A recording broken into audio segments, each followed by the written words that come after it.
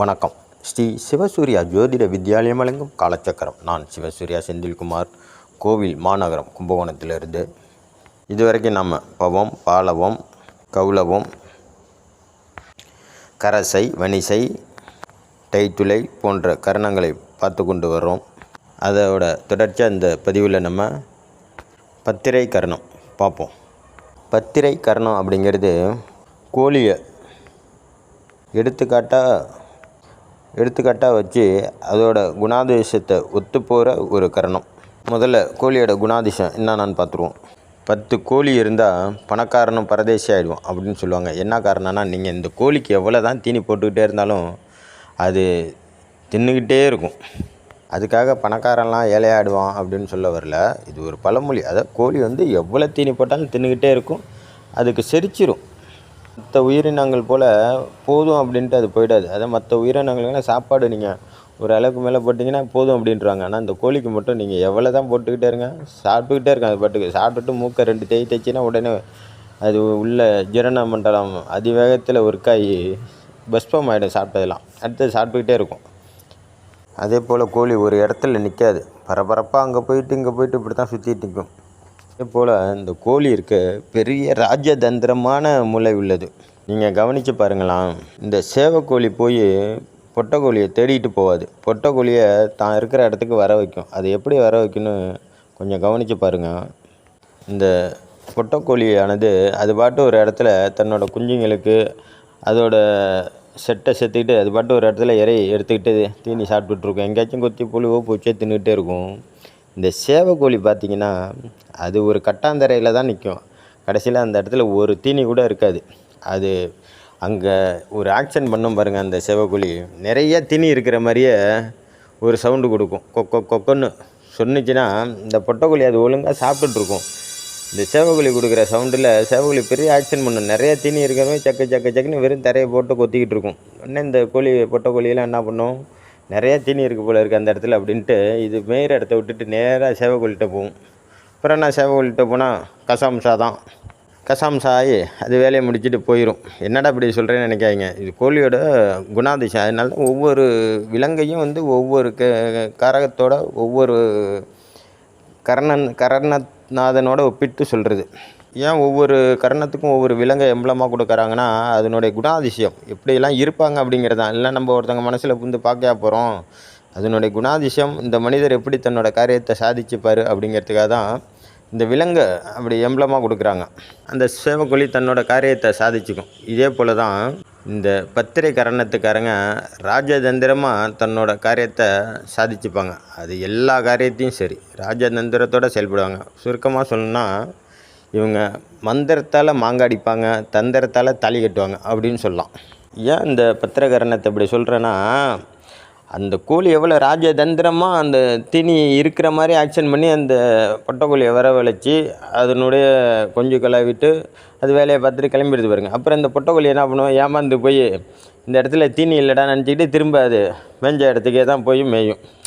இப்படிலாம் தான் இந்த விலங்குகளோட குணாதிசயத்தை வச்சு தான் இந்த கரணத்தில் பிறந்தால் இவனோட குணாதிசயம் இப்படி இருக்கும் அப்படிங்கிறத ஜட்ஜ் பண்ணுறதுக்கு தான் இந்த விலங்குகள்லாம் எம்பளமாக வைக்கிறது இந்த கரணத்துக்கு.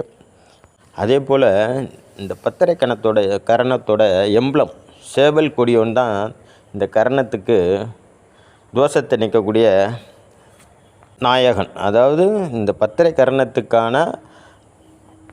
கரணத்தில் பிறந்தவர்களுக்கான தோஷத்தை நீக்கக்கூடிய நாயகன் யாருன்னா நம்ம முருகப்பெருமான் தான், திருச்செந்தூர் முருகப்பெருமான். அதனால தான் அவர் அங்கே சேவலும் மயிலும் சேவற்கொடியோனாய் நிற்கிறார். முருகப்பெருமானுக்கு ஒரு பதிகம் வரும் பாருங்கள். அதாவது முருகப்பெருமானுக்கு ஒரு பதிகத்தில் உள்ள 2 வரியை மட்டும் சொல்கிறேன். சேவலும் மயிலும் சேர்த்தோய் போற்றி சிவனருட் குமரா போற்றி போற்றி ஆறிரு தடந்தோல் வாழ்க ஆறுமுகம் வாழ்க வெறுப்பை கூறுசை தனிவேல் வாழ்க குக்குடம் வாழ்க செவ்வேல் ஏறிய மஞ்சை வாழ்க யானைதன் அணங்கு வாழ்க மாறிலா வள்ளி வாழ்க வாழ்க சீரடியாரெல்லாம் அப்படின்னு முருகப்பெருமானுக்கு எவ்வளோ அற்புதமாக அந்த சேவலை வச்சு ஒரு பதிகம் பாடியிருக்கார் பாருங்க. அப்போது இந்த சேவல் குணம், அதாவது இந்த பத்திரை குணம், இந்த சேவலோட குணத்தை உள்ள ஒரு அசுரனை வதம் செய்து அந்த அசுரனுக்கு அந்த குணம் இருந்ததினாலேயே அவரை சேவல் கொடியாக ஆக்கி கொண்டார் முருகப்பெருமான். அந்த அசுரன் பல தந்திரங்களை, வடிவேல் சார் சொல்கிற மாதிரி பல ராஜதந்திரங்களை கரைத்து குடித்த ஒரு அசுரனை வதம் செய்து அவன் குணத்துக்கு தகுந்த மாதிரியே சேவல் கொடியோனை அந்த அரக்கனை ஆக்கி கொண்டார். அதனால் இந்த பத்திரை கரணத்துக்காரங்களுக்கு ஜாதகத்தில் ஏதாச்சும் பிரச்சனை அப்படின்னா நீங்கள் கண்டிப்பாக திருச்செந்தூர் போகலாம்.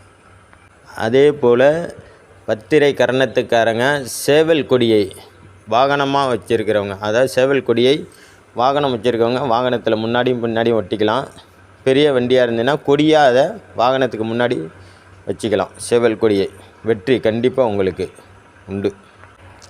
இவங்க நல்ல புத்திசாலிகளாக இருப்பாங்க, பக்குவப்பட்ட மனிதர்களாக இருப்பாங்க. ஒரு பழமொழி சொல்லுவாங்கள்ல, 10 மாதத்து தங்கண்டா அப்படின்னு. 10 மாதத்து தங்கம், 10 மாதத்து தங்கம்ல 10னா இப்போது இந்த பத்திரை கரணத்துக்கு எவ்வளோ பெரிய ஒரு செல்வாக்கும் இருந்தால் 10 மாதத்து தங்கம் அப்படின்னு சொல்லுவாங்க.